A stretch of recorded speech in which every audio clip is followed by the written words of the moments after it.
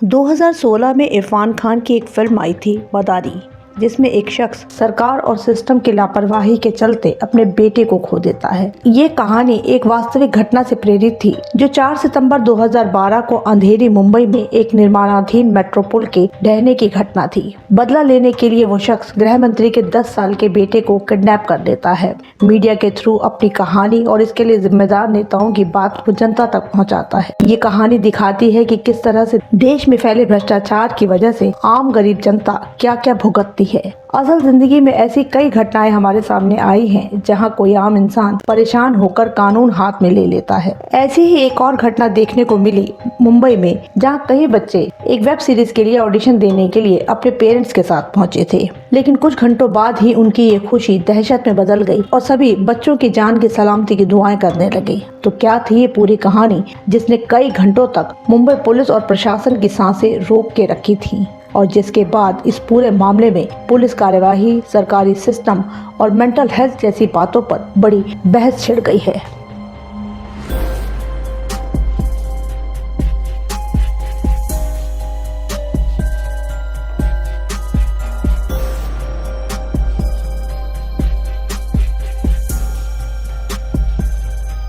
Hello and welcome two digit life. अगर आप हमारे चैनल पर पहली बार आए हैं तो वीडियो को लाइक और उसके नीचे दिए हाइप बटन को प्रेस करना ना भूलें। साथ ही चैनल को सब्सक्राइब भी कर लें, ताकि आगे आने वाली ऐसी इंटरेस्टिंग स्टोरीज की नोटिफिकेशन आपको सबसे पहले मिल सके। तो चलते हैं आज की कहानी पर।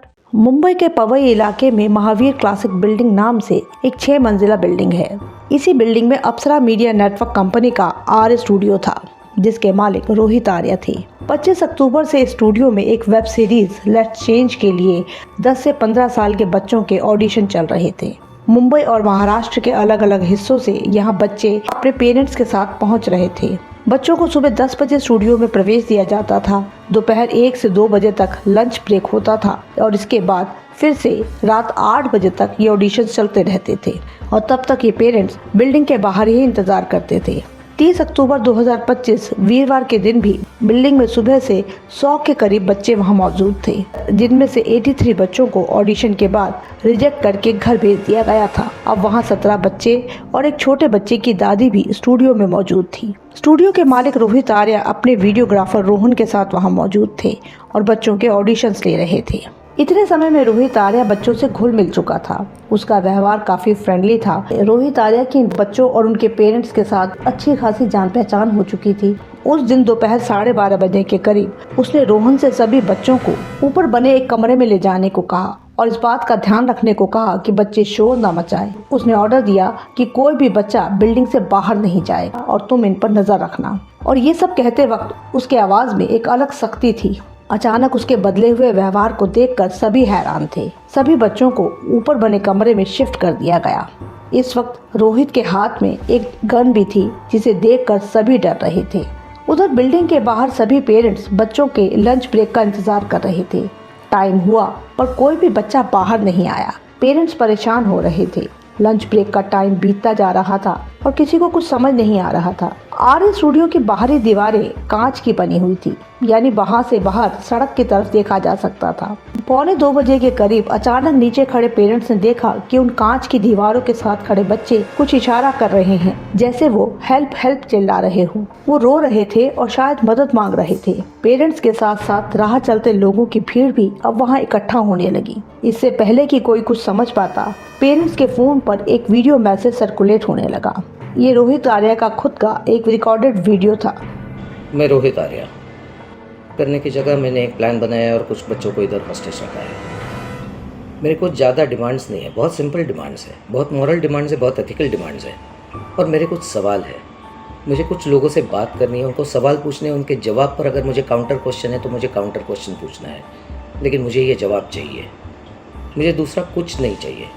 ना मैं टेररिस्ट हूँ, ना मेरी बहुत बड़ी पैसों की डिमांड है। कुछ भी पैसों की डिमांड तो है ही नहीं, इमोरल तो बिल्कुल भी नहीं है। सिंपल कॉन्वर्सेशंस करने हैं, और जिसके लिए मैं इन बच्चों को हॉस्टेज लिया है। ये मैंने एक प्लान के तहत ही हॉस्टेज लिया है। लेट्स चेंज 4 मैं सच में करने वाला हूँ। अगर ज़िंदा रहा तो मैं करूँगा, अगर मैं मर गया तो कोई और करेगा, लेकिन होगा ज़रूर। इन्हीं बच्चों के साथ होगा अगर इनको हार्म नहीं होता है तो, because the slightest wrong move from your end will trigger me कि मैं ये पूरा जगह को आग लगा दूँ और उसमें मर जाऊँ। मैं मर जाऊँ या नहीं मर जाऊँ, बच्चे अननेसेसरी हर्ट होंगे, ट्रॉमाटाइज डेफिनेटली होंगे। उसके ऊपर कुछ होगा तो मुझे पता नहीं, उसका ज़िम्मेदार मुझे ना गिना जाए, उसका ज़िम्मेदार उन लोगों को गिना जाए जो अननेसेसरी ये ट्रिगर कर रहे हैं, जबकि एक नॉर्मल कॉमन पर्सन सिर्फ बात करना चाहता है। मेरी बातें ख़त्म होने के बाद मैं खुद ही बाहर आऊँगा। मैं अकेला नहीं हूँ, मेरे साथ और भी लोग हैं, कई सारे लोगों को ये परेशानियाँ है और ये मैं सल्यूशन देने वाला हूँ सिर्फ बातें करके। Please do not trigger me to do some harm to anybody. इस वीडियो में कही गई उसकी बातें सुनकर वहां खड़े लोगों के पैरों तले जमीन खिसक गई। इस वीडियो को देखने के बाद पेरेंट्स की बुरी हालत थी। फौरन पुलिस को कॉल की गई। 2:19 पर पवई के पुलिस स्टेशन में इंस्पेक्टर जितेंद्र सोनावड़े जो ड्यूटी पे थे, उन्हें इस इंसिडेंट की खबर मिली। वो फौरन अपनी टीम के साथ आर्य स्टूडियो पहुंच गए। तब तक रोहित का वीडियो सोशल मीडिया पर वायरल हो चुका था। पुलिस ने भी ये वीडियो देखा, जिसमें रोहित की कुछ क्लियर डिमांड तो नहीं थी। वो कुछ लोगों से बात करना चाहता था, पर साथ ही वो धमकी भी दे रहा था कि उसकी बात ना मानने पर वो पूरे स्टूडियो को आग लगा देगा। बिल्डिंग के बाहर पेरेंट्स की भीड़ इकट्ठा थी। वो लोग रो रहे थे, चिल्ला रहे थे और अपने बच्चों को बचाने की गुजारिश कर रहे थे। उधर ग्लास से भी दिख रहा था कि बच्चे भी पैनिक सिचुएशन में थे, वो भी रो रहे थे।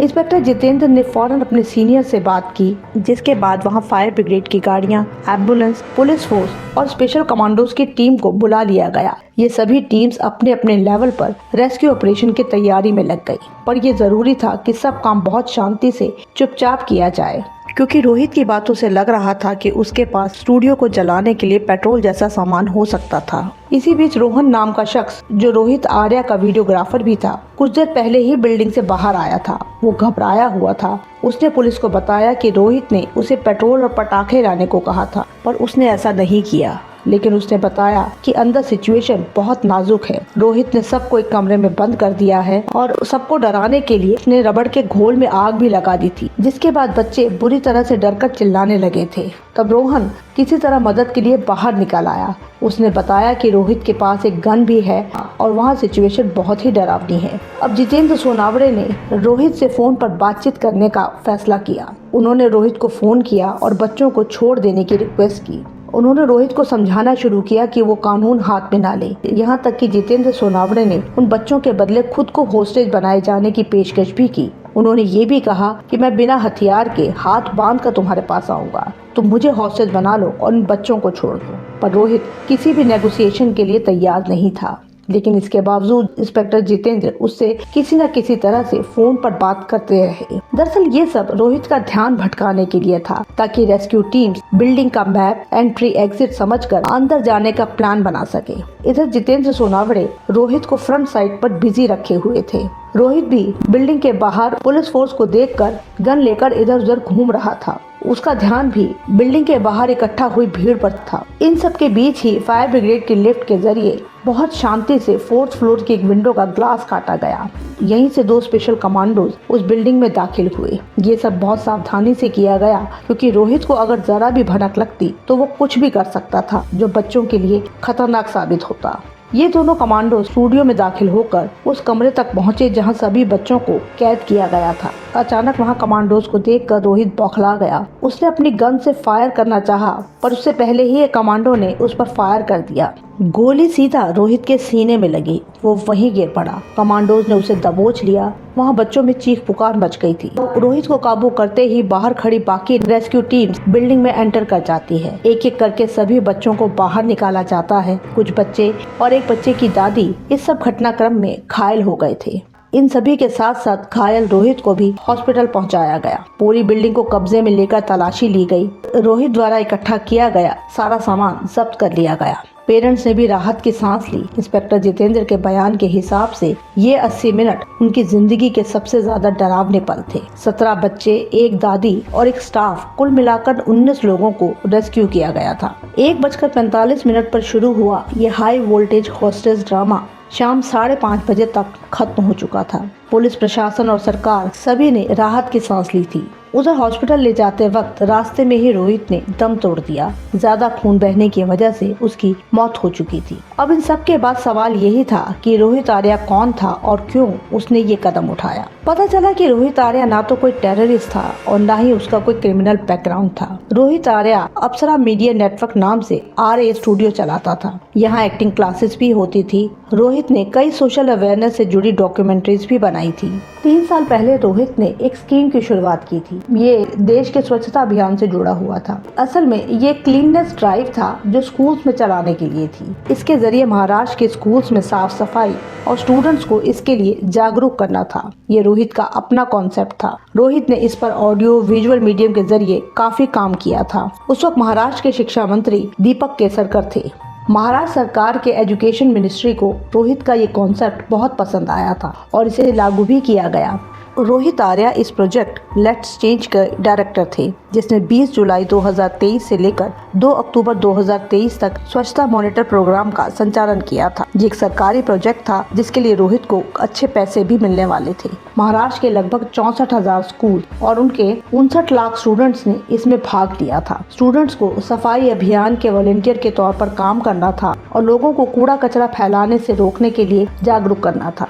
इस योजना में स्कूल्स को अच्छे काम और साफ सफाई के आधार पर अवार्ड्स भी दिए जाते थे, जिसके जजेस के पैनल में रोहित आर्या भी शामिल था। आखिर ये उसका अपना कॉन्सेप्ट था। कुछ टाइम तक तो ठीक रहा, पर जल्दी ही रोहित और दूसरे ऑफिसर्स के बीच नोकझोंक बढ़ने लगी। जब रोहित के शॉर्टलिस्ट किए गए स्कूल्स की बजाय बहुत कम मार्क्स वाले स्कूल्स को अवार्ड दे दिया गया, रोहित ने इसका विरोध किया और मामला बिगड़ता चला गया। कई गवर्नमेंट ऑफिसर्स रोहित से नाराज हो गए थे। इस सरकारी प्रोजेक्ट के बदले रोहित को अच्छे पैसे मिलने थे। वो काफी शिद्दत के साथ काम कर रहा था, पर अब आपसी झगड़े के बाद रोहित की तमाम पेमेंट्स रोक दी गई थी। उसने बहुत कोशिश की पर उसे पैसे नहीं मिले, जिसका असर उसकी पर्सनल लाइफ पर पड़ रहा था। पैसों की तंगी के चलते उसके बाकी काम और पर्सनल लाइफ डिस्टर्ब हो रही थी। तंग आकर रोहित ने एक बार एजुकेशन मिनिस्टर के घर के बाहर ही अनशन शुरू कर दिया था। बात मीडिया तक पहुंची, जहां रोहित ने मीडिया को बताया कि शिक्षा विभाग पर उनके 2 करोड़ रुपए की पेमेंट बाकी है और वो उसे नहीं दी जा रही। तब रोहित ने शिक्षा मंत्रालय में फैले भ्रष्टाचार की ओर इशारा भी किया था। कुछ दिनों के बाद महाराष्ट्र सरकार को झुकना पड़ा, लेकिन सब चीजों के बावजूद महाराष्ट्र सरकार की तरफ से रोहित आर्या को पूरी पेमेंट नहीं की गई। उन्हें एक बार 7 लाख और दूसरी बार 8,26,000 रुपए तक की रकम ही दी गई। सरकार की तरफ से बयान था कि रोहित आर्या का इतना ही बकाया बनता है और ये पेमेंट उन्हें कर दी गई है। अब इस सब के बाद रोहित बहुत मानसिक दबाव में था। उसे अपनी मेहनत का पैसा नहीं मिल रहा था और वो हर कोशिश करके हार चुका था। इसी निराशा में उसने ये भयानक कदम उठाया। अपने वीडियो में भी उसने पैसों की कोई मांग नहीं रखी थी, बस वो अपनी हालत के लिए जिम्मेदार लोगों से बात करना चाहता था। इस हॉस्टेज इंसिडेंट के बाद रोहित आर्या की दिमागी हालत के बारे में भी अलग अलग बातें कही जा रही हैं। कुछ का कहना है कि वो मेंटली डिस्टर्ब हो चुका था, जबकि पुलिस का कहना है कि वो बिल्कुल ठीक था और उसने ये सब सोच समझकर पूरे होशो हवास में किया था। उसकी मौत के बाद रोहित का परिवार और जानने वाले बहुत सदमे में हैं। सबका यही कहना है कि रोहित एक शांत स्वभाव का इंसान था। उसके इस कदम और फिर उसके एनकाउंटर ने सभी को हिला कर रख दिया है। रोहित की पत्नी अंजलि ने महाराष्ट्र सरकार पर गंभीर आरोप लगाए हैं कि रोहित की मेहनत के 2 करोड़ रुपए नहीं दिए गए, इसीलिए मजबूरन उसने ये कदम उठाया। अगर उससे बातचीत की जाती तो मामला यूं ही सुलझ जाता और शायद रोहित भी आज जिंदा होता। रोहित के इस एनकाउंटर पर बहुत से लोग सवाल उठा रहे हैं। कई सोशल एक्टिविस्ट भी रोहित के परिवार के साथ खड़े हैं। वो पुलिस प्रशासन पर इल्जाम लगा रहे हैं कि रोहित को अरेस्ट किया जा सकता था। उसके पैर या कमर में भी गोली मारी जाती तो उसकी जान बच जाती, पर जानबूझकर उसका मर्डर किया गया है और ये सब सरकार ने अपनी नाकामी छुपाने के लिए किया है। इस पूरे एनकाउंटर के मामले को मजिस्ट्रेट के सामने भी पेश किया गया, जहां पुलिस अधिकारी ने बयान दिया कि रोहित लाख समझाने के बावजूद भी बच्चों को नुकसान पहुंचाने की धमकी दे रहा था। पहले उसने फायर करने की कोशिश की, तभी कमांडोज ने गोली चलाई। अब रोहित तो कोई बयान देने के लिए इस दुनिया में नहीं है, लेकिन सच्चाई यही है कि सरकारी तंत्र में फैले करप्शन ने रोहित को मजबूर कर दिया। उसकी बात नहीं सुनी जा रही थी और वो गहरे मानसिक दबाव में था। रोहित आर्या परेशान था, लेकिन उसके उठाए हुए इस कदम को हम बिल्कुल जायज नहीं ठहरा सकते। उसका तरीका बिल्कुल गलत और भयानक था। अपनी बात मनवाने के लिए उसने कितने मासूम बच्चों की जान खतरे में डाल दी थी। लेकिन अब आगे क्या होगा? क्या रोहित के इस कदम के बाद सब कुछ ठीक हो जाएगा? क्या सरकारी तंत्र में फैले करप्शन का अंत होगा? क्या इससे कुछ फर्क पड़ेगा या कुछ दिनों बाद लोग इस घटना को भी यूं ही भूल जाएंगे? हम लोग अपनी जिंदगी में इस तरह के करप्शन और ऐसी बातों के इतने आदी हो चुके हैं कि लगता है लोगों को ऐसी बातों से फर्क पड़ना ही बंद हो गया है। अगर आपको हमारा काम पसंद आ रहा है तो वीडियो को लाइक और चैनल को सब्सक्राइब जरूर कर लें। मिलते हैं नेक्स्ट वीडियो में।